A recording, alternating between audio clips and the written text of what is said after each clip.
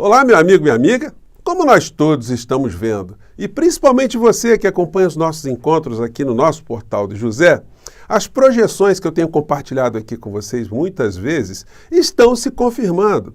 A fila ontem deu uma andada forte e você, certamente, vai passar um final de semana fazendo as suas coisas tradicionais, fazendo seus projetos, os seus afazeres, e dentre eles não está, por exemplo, a contagem do número de anos que você eventualmente poderia ficar na cadeia em função de delitos cometidos eventualmente, né?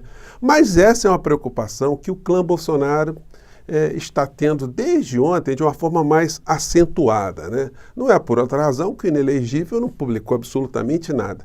E seus filhotes estão como baratas tontas, tentando ali desviar o foco, mas vai ser complicado, né? Porque o assunto está vindo à tona com toda a força. Isso porque nós nem tomamos conhecimento dos meandros do relatório final do inquérito da Polícia Federal, mostrando ali peculiaridades de situações que eles identificaram, que eles descobriram, que eles provaram e que confirmam aquilo que todo mundo já sabia. Só que agora quem está dizendo é a Polícia Federal. Quem governou o nosso país foi uma Orcrim e o chefe dessa Orcrim, dessa organização criminosa, foi o ex-presidente da República, o inelegível. O pesadelo dele mal começou. Eu vou conversar com vocês sobre alguns aspectos jurídicos que já estão fazendo com que o clã Bolsonaro faça muitas contas e os negacionistas tentem dizer que isso é uma perseguição, que nada disso aconteceu, que todo mundo é inocente, enfim. Mas o que eles pensam não está em conformidade com aquilo que está escrito no Código Penal. Então a situação para eles vai ficar muito complicada. Bom, vou conversar com vocês sobre esses aspectos, sobre outras situações paralelas também, mas antes de mais nada é sempre muito importante convidar você que está chegando agora ao nosso portal e ainda não nos conhecia, para que você se inscreva aqui conosco, conheça também os nossos outros vídeos. Se você gostar, compartilhe, recomende, não se esqueça, dê sempre seu joinha, mande seu comentário, se puder, se inscreva aqui no nosso clube de membros. Você aqui é muito bem-vindo e muito bem-vinda. Bom, vamos aqui aos temas, né? Em primeiro lugar, gente, toda pessoa que é pega, né? Isso é no mundo, né? Na humanidade, né? Numa situação que cause algum tipo de desaprovação, das duas, uma. Se essa pessoa tem algum caráter, ela confessa, ela admite que cometeu aquilo, enfim, vai dar alguma justificativa e vai pedir perdão.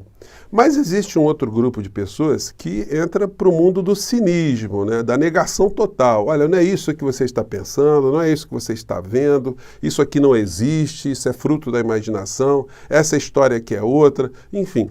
Tentam ali algumas justificativas mirabolantes. Mas se as justificativas mirabolantes elas funcionassem, no mundo não tinha ninguém preso, né, gente? Todo mundo teria uma justificativa. E por mais absurda que seja uma justificativa, sempre há pessoas incautas que acreditam no vigarista, no criminoso, no bandido, no delinquente, no chefe da Orcrim. Isso está acontecendo no Brasil. Infelizmente, acontecendo com uma parcela, né? Infelizmente, os grandes veículos de comunicação, eles nunca deram ênfase total nesse comportamento generalizado dessa Orcrim das pessoas que estão à sua volta. Por uma questão fundamental que eu tenho sempre conversado aqui com vocês. Porque o papel dessa Orcrim, dessa extrema-direita, desses negacionistas, de gente que mistura política com religião, é dar sustentação ao modelo econômico que nós temos aqui no nosso país.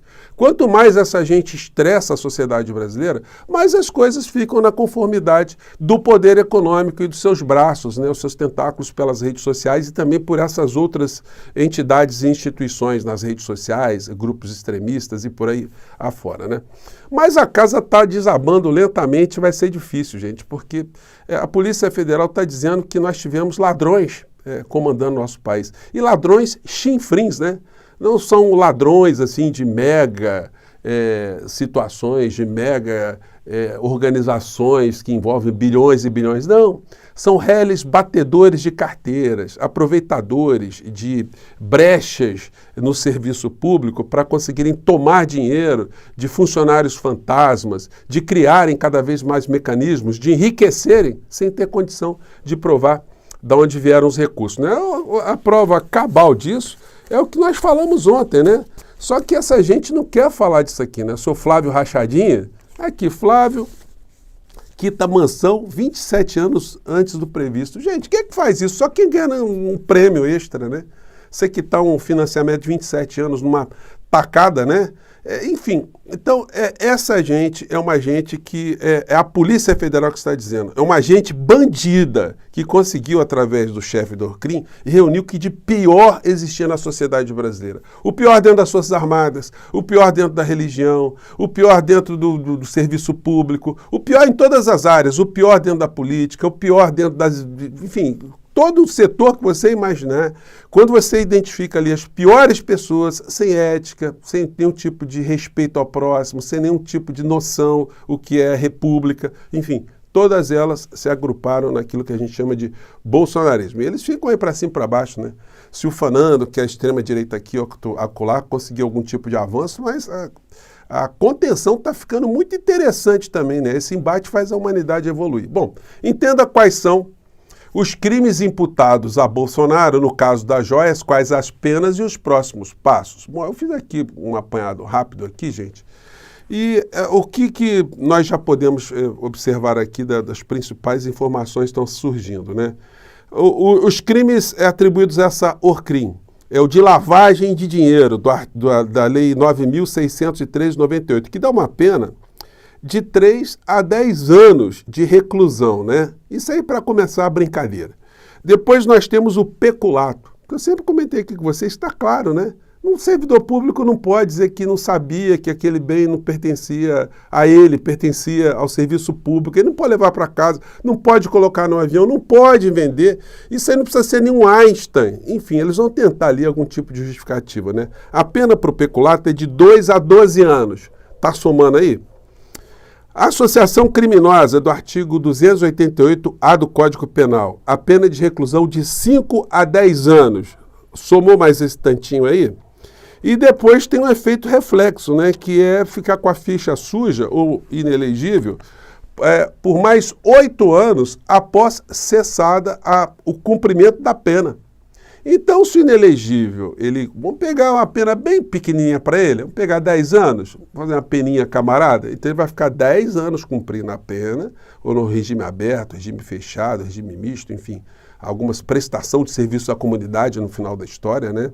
Porque tem essas possibilidades, mas o volume é muito grande. Vamos dar aqui um desconto, botar 10 aninhos para o senhor inelegível, né? Depois dos 10 anos, aí começa a contar o prazo de 8 anos de ineligibilidade. Então, a menos que a criatura ele tenha um gene de Matusalém, que ele viva durante 150, 200 anos, essa criatura não vai poder mais disputar a eleição aqui no nosso país, né? Então, esse é o efeito reflexo dessa história toda. E aí o que acontece, né? A gente vê situações que vão causar alguma inquietação. Bom, o inelegível está falando aqui de mercado imobiliário. Alguém que está sendo acusado dessa penca de crimes não vem se expressar, não vem explicar absolutamente nada, porque não tem o que explicar. Só a pessoa sendo muito idiotizada, me desculpem, ou sendo muito bandida também, achar que a bandidagem é um comportamento normal, né? O engraçado é o seguinte, e o argumento deles é o seguinte, eu estava vendo aqui um canal negacionista, deixa eu pegar aqui, até tirei aqui, deixa eu ver se tem aqui, se eu coloquei aqui, bom, o pessoal lá que foi da Jovem Pan, né? Eles ficam dizendo, mas o que é esse volume de joias que foram subtraídas? Eles falam assim, as joias do Bolsonaro. O cretino, me desculpe aqui, tá, gente? O cretino aqui, que eu estou me referindo à criatura aqui. Porque quem apoia de uma forma tão deslavada a cretinice é cretino também, né? O cretino, as joias não são de Bolsonaro. As joias nunca foram de Bolsonaro. As joias foram objeto de uma corrupção, de um peculato, algo que ele levou sem ter poder, sem ter direito, sem ter previsão legal para ele fazer isso. É muito simples, então não adianta a sua opinião. A sua opinião não vale nada. O que vai valer é aquilo que a Polícia Federal identificou, que são ladrões, no português claro, gente. Me desculpem aqui se as pessoas acham muito fortes as expressões, né? Mas vamos tentar essa história aí, né? Os filhos do Bolsonaro também, a perseguição a Bolsonaro é declarada e descarada. Olha só, todo bandido é perseguido. Todo bandido que é descoberto, ô Flávio, é perseguido, né? Alguns conseguem escapar, conseguem uma brecha aqui, né? Tipo alguém que compra imóvel sem ter dinheiro para isso, né? Enfim, muitas pessoas conseguem. Enfim, e a gente vai vendo isso. Aí vai vendo o Dudu Bananinha, tá falando do Milei aqui. a vinda do Milei.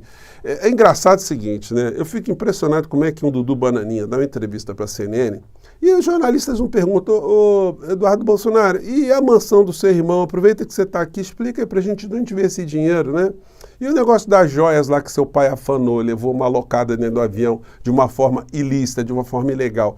O que o senhor tem para falar disso, né? Enfim, fica uma coisa sempre essa lacunosa, né? Bom, aí entrando aqui em algumas perguntas que muitas pessoas fazem. E agora, o que vai acontecer? Bom, esse inquérito todo está sendo entregue para o ministro Alexandre de Moraes, que conduz as investigações, né? E aí ele vai analisar ali e vai remeter ao Procurador-Geral da República. Bom, o que se espera é que o ministro Alexandre de Moraes não demore muito tempo, mas é muito material, né? Ele vai ter que ler, botar a equipe dele lá para ler, e ele vai ter que despachar isso para o Procurador-Geral da República. E aí é que vem um ponto-chave. E aí algumas situações que a gente tem que começar a combater desde já. Notícia do UOL. Para não afetar eleições, PGR deve decidir casos de Bolsonaro no fim do ano. Olha, aí está preocupada com eleição, senhor Paulo Gonet? O senhor não tem que ter essa preocupação, não. O senhor me desculpe, o senhor tem que fazer o dever do senhor, né? Já não chega o que a PGR passou com os desmandos do seu antecessor e da turma que estava ali com ele, todo mundo varrendo para baixo do tapete. Então o senhor agora entra no foco também, senhor Paulo Gonet. O senhor me desculpe aí se o senhor tiver assessoria, estiver chegando o nosso programa até o senhor, né? Enfim, mas a notícia é: Procurador-Geral da República Paulo Gonet tem dito a interlocutores que não quer tumultuar o processo eleitoral com denúncias contra o ex-presidente Jair Bolsonaro às vésperas das votações municipais de outubro. Senhor Paulo Gonet, onde é que está no Código de Processo Penal, no Código Penal, na Constituição Federal, em qualquer legislação, que o senhor tem que retardar algum tipo de procedimento que o senhor tem por dever de ofício realizar em função de processo eleitoral? Isso não é problema do senhor. O senhor me desculpe, senhor, se essa informação estiver correta. Não é essa a questão, não. O senhor não tem que estar atento a isso. Até porque não é pelo fato de o senhor não levantar essas questões que elas não serão levantadas nas eleições municipais.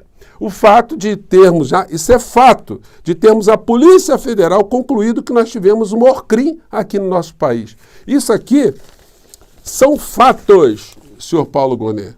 PGR, povo brasileiro, sociedade brasileira, isso são fatos. Joias desviadas.